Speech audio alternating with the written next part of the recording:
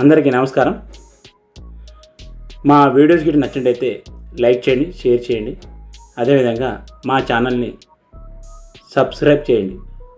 మీకు రావణాసురుడు గురించి తెలుసు. రావణాసురుడు మహాశక్తివంతుడు. సిరి సంపదలు భోగభాగ్యములతోని తులతూగేవాడు. అంత పెద్ద ధనవంతుడు.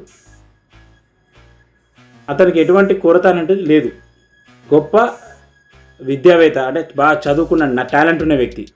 పశుపక్షములు, మృగములు, పశుపక్షాదులు, జంతువులు మాట్లాడే భాషలు కూడా నేర్చుకున్నటువంటి నేర్పరి అతను.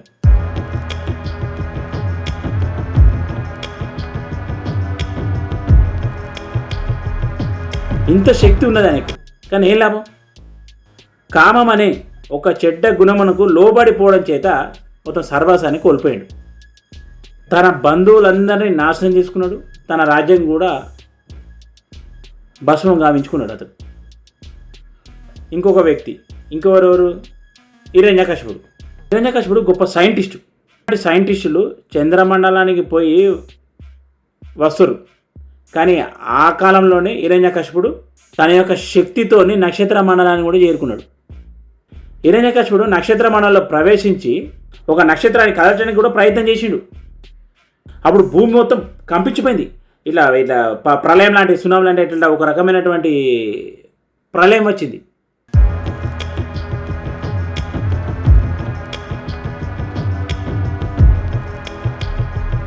అప్పుడు దేవతలందరూ ఏం చేశారు? హిరణ్యకశిపుని ప్లీజ్ దయతలిచి వెనుకకు రా అని చెప్పి వేడుకున్నారు. ఇంతటి శక్తి సామర్థ్యాలు కలిగిన హిరణ్యకశిపుడు దైవం మీద క్రోధం పెంచుకున్నాడు. అంటే దేవుని మీద, భగవంతుని క్రోధం పెంచుకున్నాడు.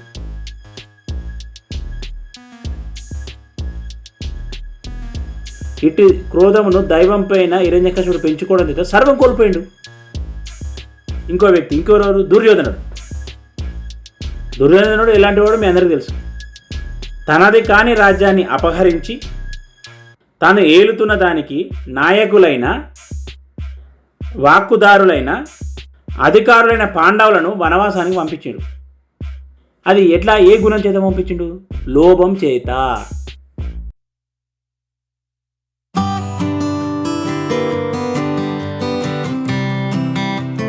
అంటే దుర్యోధనుడు లోభం చేత సర్వస్వాన్ని నాశనం చేసుకున్నాడు. ఈ కామ, క్రోధ, లోభం అనేది మూడు ఉంటాయి. ఇవన్నీ మానవునికి శత్రువు లాంటివి. అంటే వీళ్ళు ముగ్గురిట్లలో ఒక్కొక్కటి ఒక్కొక్క చెడ్డ గుణం ఉన్నది. కానీ ప్రజెంట్ సిచ్యువేషన్ ఎట్లుండే? ఈ మూడు గుణాలు కలిపి ఒక్కొక్క వ్యక్తిలో ఉంటున్నాయి ప్రజెంట్ మన సిచ్యువేషన్లో. కాబట్టి మనం ఈ కామ, క్రోధ, లోభాలను పరిమితులను ఉంచుకోవాలి, అంటే కంట్రోల్ చేసుకోవాలి. అంటే ఇవి పూర్తిగా నేను ఏం లేకుండా నేను చేసుకుంటా అంటే అది సాధ్యం కాదు. అంటే ఈ కామ, క్రోధ, లోపాలను కంట్రోల్ చేసుకోవాలంటే ఏదో పెద్ద పెద్ద మహానీయులకు మాత్రమే అది శక్తి ఉంటుంది, వాళ్ళు కంట్రోల్ చేసుకోగలుగుతారు. మనలాంటి మానవులకి ఏంటంటే దాన్ని మనము కొంత పరిమితిలోనే మనం కంట్రోల్ చేసుకుంటూ ముందుకు సాగాలి. ఇది మన హృదయానికి, మన మనసు కానీ ఇది చెడ్డది అని అన్నప్పుడు మనం కొంచెం దూరంగా ఉండేసి దాన్ని దూరం పెట్టేసేయాలి. లేకపోతే మనము వీటన్నిటికీ, ఈ కామక్రోధ లోపాలకు కూడా మనము ఫుల్గా అట్రాక్ట్ చేయడం వల్ల ఏమవుతుందంటే మన యొక్క జీవితం కూడా తప్పుతూ పడుతుంది. కాబట్టి ఏదైనా పరిమితులు ఉంచుకొని పరిమితిగానే మనము వండుకుంటూ దైవ నామస్మరణ చేసుకుంటూ ముందుకు సాగాలి. అప్పుడే మన జీవితం యొక్క ముందుకు సాగుతుంది. ఎలా ఉందండి ఈరోజు స్టోరీ? అంటే ఏంటిది? కామానికి రావణాసురుడు, క్రోధానికి హిరణ్యకశిపుడు, లోభానికి దుర్యోధనుడు. వీళ్ళు ముగ్గురు తన యొక్క ఈ మూడు యొక్క ఈ గుణాలకు